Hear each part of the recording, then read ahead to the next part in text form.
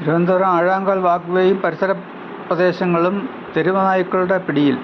ഇതിനെതിരെ നടപടിയെടുക്കാൻ അധികാരികൾ തയ്യാറാകണം. വാക്ക്വേയും പരിസര പ്രദേശങ്ങളും ഭക്ഷണ മാലിന്യം കഴിക്കാനായി നായ്ക്കളുടെ കൂട്ടം കൂടിയുള്ള വരവ് നടത്തക്കാർക്കും കുട്ടികൾക്കും പരിസരവാസികൾക്കും വലിയ പ്രോബ്ലം ഉണ്ടാക്കുന്നുണ്ട്.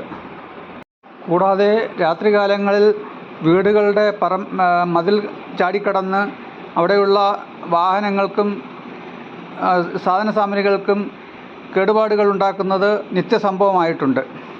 നായക്കൂട്ടങ്ങളുടെ ആവാസ കേന്ദ്രം ഇവിടെ ഒഴിഞ്ഞുകിടക്കുന്ന പറമ്പുകളും അവിടെയുള്ള കാടുകളുമാണ്.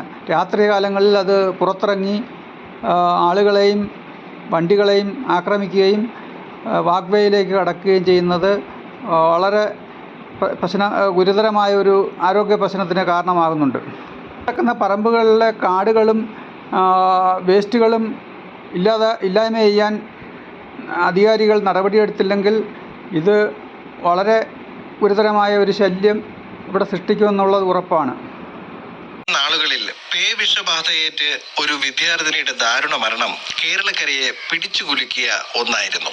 കണക്കുകൾ പരോൾ അഥവാ ABC എന്ന പദ്ധതി കേരളമാകെ മുൻപ് നടപ്പിലാക്കിയിരുന്നു. ഇതിലും ഈ പദ്ധതിക്കായി നിയോഗിച്ചിരിക്കുന്ന ഏജൻസികളും തമ്മിലുള്ള ഏകോപനമില്ലായ്മയാണ് ABC പ്രോഗ്രാം ഫലപ്രദമായി നടപ്പിലാക്കാൻ സാധിക്കാത്തതിന് കാരണം.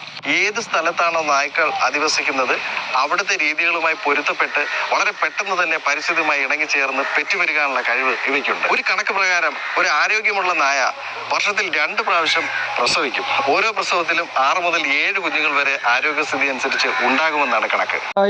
നഗരസഭയിൽ ചാർജ് എടുത്ത മേയർ ഇതിനൊരു പരിഹാരമുണ്ടാക്കും എന്ന് ഉറപ്പ് നൽകിയിട്ടുണ്ടെങ്കിലും അതിൻ്റെ തുടർ നടപടികൾ ഇനിയും തുടങ്ങേണ്ടിയിരിക്കുന്നു.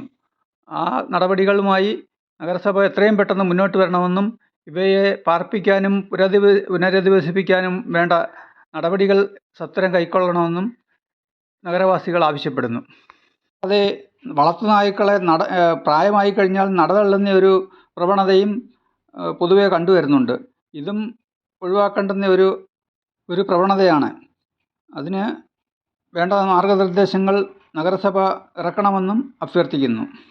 കൂടാതെ നായ വളർത്താനുള്ള ലൈസൻസിങ് സമ്പ്രദായവും അതിനെ പരിപാലിക്കാനുള്ള മാർഗനിർദ്ദേശങ്ങളും നഗരസഭ സത്വരമായി ഇറക്കുകയും അത് പാലിക്കുന്നുവെന്ന് വരുത്താൻ നടപടികൾ സ്വീകരിക്കേണ്ടതുമാകുന്നു.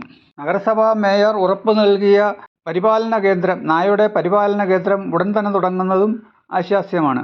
ആകയാൽ നഗരസഭ ഇതിന് 1ാം പരിഗണന തന്നെ നൽകി ഇവരുടെ പുനരധിവാസം എത്രയും പെട്ടെന്ന് നടപ്പിലാക്കുകയും ഈ നായശല്യം എന്നേക്കുമായി തിരുവനന്തപുരം നഗരത്തിൽ നിന്ന് ഇല്ലാതാക്കുവാനും നടപടി സ്വീകരിക്കണമെന്ന് ഞങ്ങൾ നഗരവാസികൾ ആവശ്യപ്പെടുന്നു.